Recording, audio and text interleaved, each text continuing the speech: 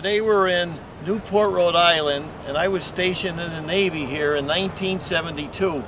And behind me is a mansion that the Vanderbilts built. It's called Breakers. So I met the tour guide. They have an underground tour, and it shows how the building was being built for those 2 years. There was an original one here that burnt down. They used parts of the foundation. They did all the limestone work, and they used these wooden cranes. So he took me downstairs, a really good tour guide, and then we're going to show you the inside and the outside of the building and the rest of it. So here we go.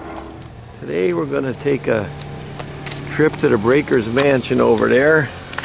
This is a little thing in all the mansions around town. So we're going to walk across the street, and here we go. So we're walking into the gate towards the mansion. The boiler room is on the left because they built this building so it wouldn't burn down or explode anymore. All I did was take some pictures here of the outside, and we're going to let the tour guide do the talking about how they build it and then go inside later. All right, hi, my name is Bill, and I'm going to be your tour guide here at beneath the Breakers house in Newport, Rhode Island, owned by Cornelius Vanderbilt, the wealthiest man in the country during the late 1800s and the early 1900s.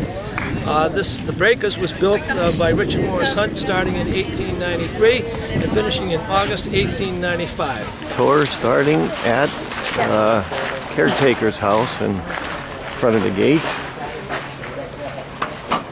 This is the boiler room where a tour from underneath starts.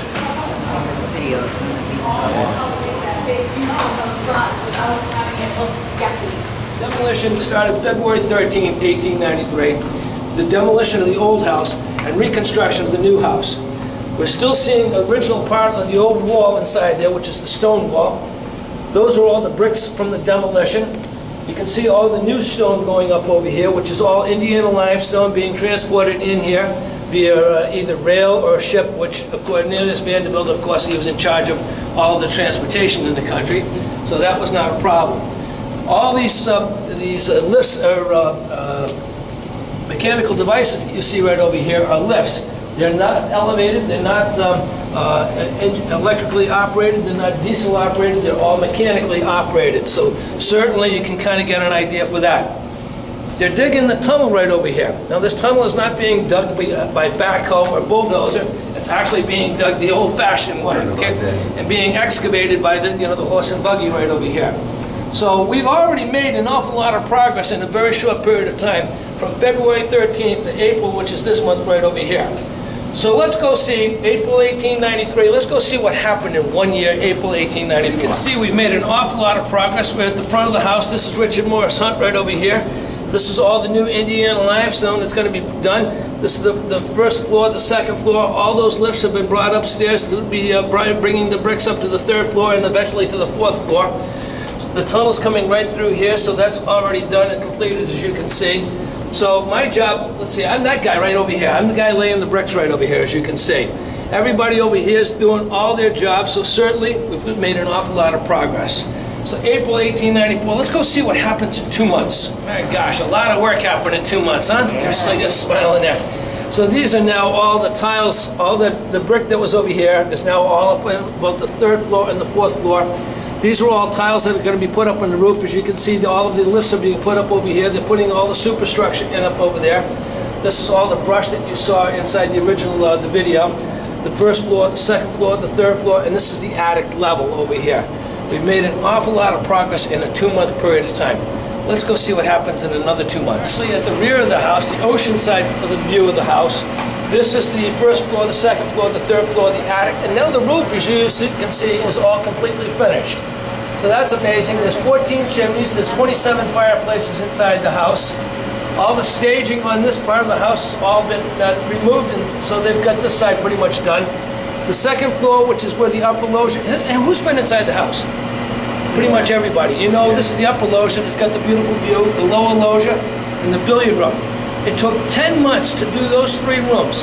48 Italian craftsmen on their backs, cutting little small stones, green stones, red stones, white stones, creating those mosaics inside there, all by hand on their backs. They didn't have computers back in those days.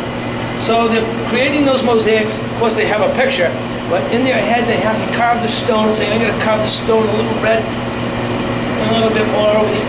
Yeah, that works. And then tie it into this. Now I need a green stone. Now I need a white stone.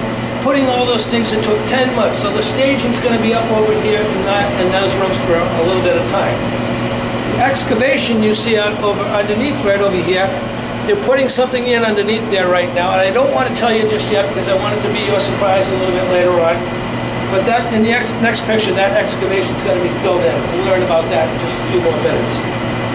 October '94. All the roof is done, the chimneys are all done, the caps are all finished over here. The third floor, all the windows are actually on. The fourth floor, they're in. The third floor, the windows are in. The second floor, the staging is still up. The first floor, the staging is still up. The excavation is now all filled in. So we've made an awful lot of progress, except for the fact that we're still working inside the upper loggia, the lower loggia, and the billiard room. But it is October, after all, and it's going to start getting cold out. So we better start working inside the house. We've got all the marble to bring inside. We have to polish all that marble. We have all the plumbing that we have to do. We've got 10 months left to finish the house before that midnight ball. Let's get it done.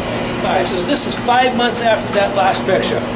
All the scaffolding is gone. As you can see, it's right over here. A lot of landscaping still has to be done.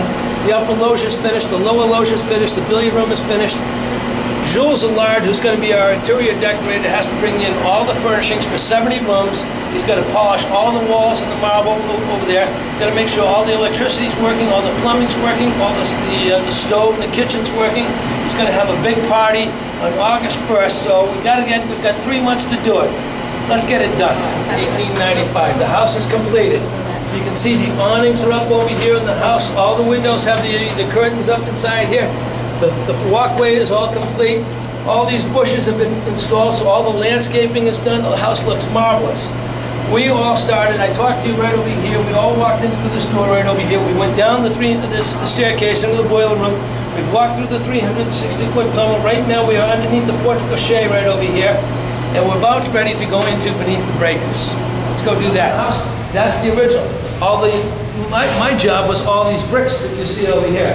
So you're going to see that a lot throughout the house. You're going to notice the arch that's right above your head right over here. The arch is very valuable in construction phases, where if you go over to the Roman Parthenon, the Roman Colosseum, you're going to see the arches in those buildings, right? That was from a long time ago. Now they put steel, and then they arched to the other piece of steel. I'm going to explain all of that exactly. Barrel arch ceiling. These barrel arch ceilings. So needless to say, this gentleman, what was your first name? Mike. Mike. He does this for a living. Certainly what happens is the arches absorb the weight. So for example, if I was to push weight on there, on top of that, we would push that weight, distribute that weight onto those steel I-beams, pushing that weight onto those little bearing brick walls, pushing that weight down into the ground below us. That's how this house is constructed. As you'll see, we have dead loads and live loads. Dead load, I like to think of as a force of gravity coming down on us. So we've got 60 tons of those tiles on top of the roof. We've got the attic level. Okay. These walls. So these walls right over here, which are the stone walls from the original foundation of the original house. Right. Okay? Over there, you'll see the brick walls. Right over here, the brick. And that is all from the new observation. That was me. Remember, I'm the bricklayer? That's me going to doing my job. Right. Where are these?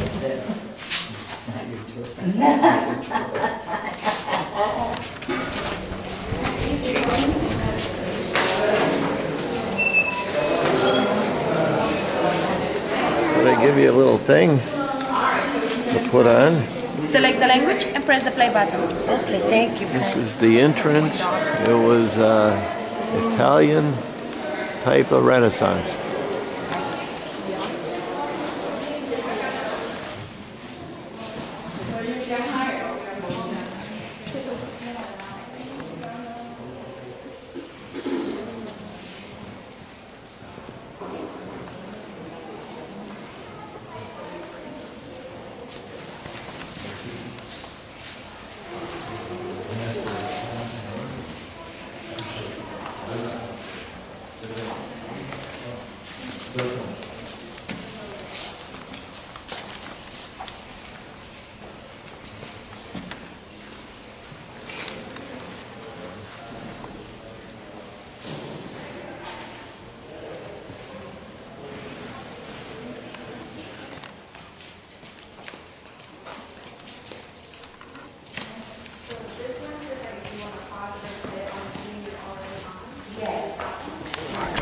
steps.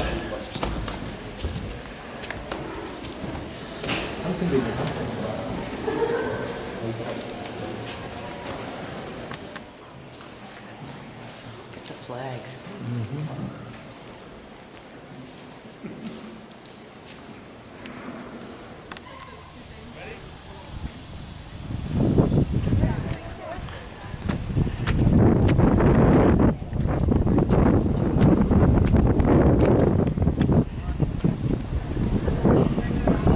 They let me in the room to show you some pictures of this place being built.